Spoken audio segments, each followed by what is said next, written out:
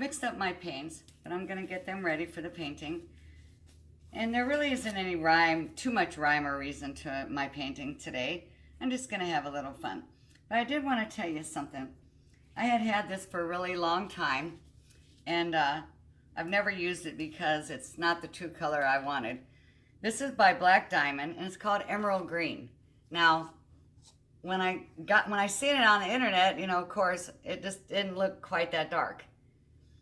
And to me, emerald green isn't that color. And I want to show you what it looks like after I mixed it up. Let me come around. I don't really like this color. Don't really care for that. It does have a nice little shine to it, but it's just not, it's almost like a gray green. And I don't want that in my painting today. It's going to clash with my other blues and greens.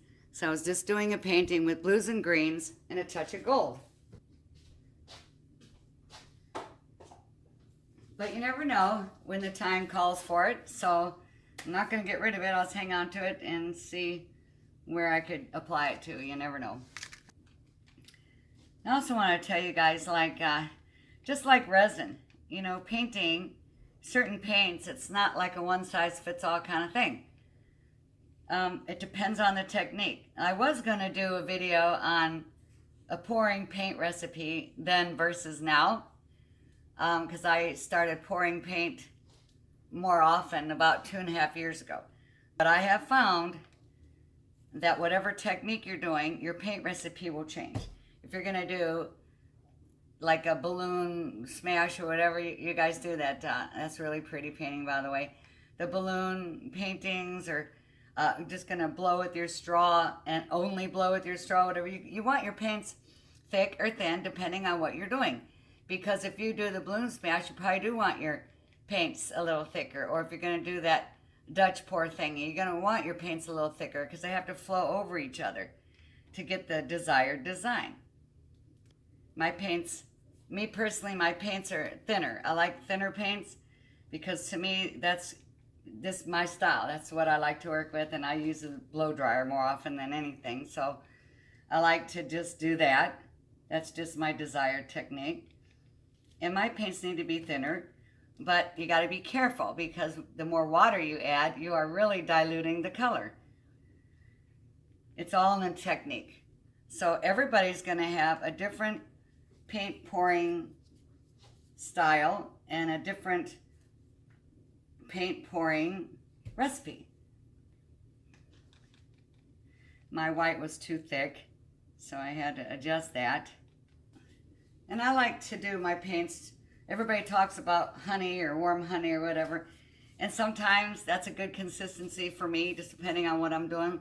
But my consistency is mainly like maple syrup, because maple syrup is a little bit thinner than honey, yet it has a little bit of grab to it, you know. Unless I'm totally just using paint and water and I'm making more like a watercolor kind of painting. But, so anywho, that's that. All right, everybody, let me have some fun here today. I hope you enjoy my video, and we'll look at the dried results when I'm finished. Okay, everybody, before I get started, I wanted to show you something. I'm doing this off camera because I just saved time in the video and I'm just kind of messing around. But what I do is I take a fine pencil and I make a marking of maybe where I want my painting to go, how I want it to pan out. In between those lines, you can see it's shiny, it's still wet, and I'll let that dry before I actually start the painting.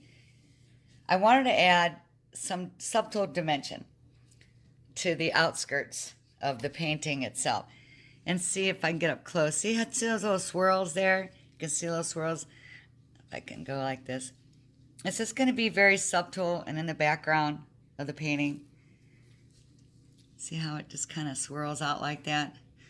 And I'll show you what I did. So I'll take this dry spot that I have left. My camera's not in the holder. I just wanted to show you guys something really quick. I pour a little paint in between. And I mess around with it with my fingers like this. I'm sorry, I feel like the camera's bouncing all over the place, but I don't have it in the holder. Like I said, I just wanted to show you guys what I'm doing here before I start the painting. And I kind of just swirl it around, and there'll be thicker parts like that. See how there's a line there and swirls or whatever. And it just gives the painting a little extra dimension.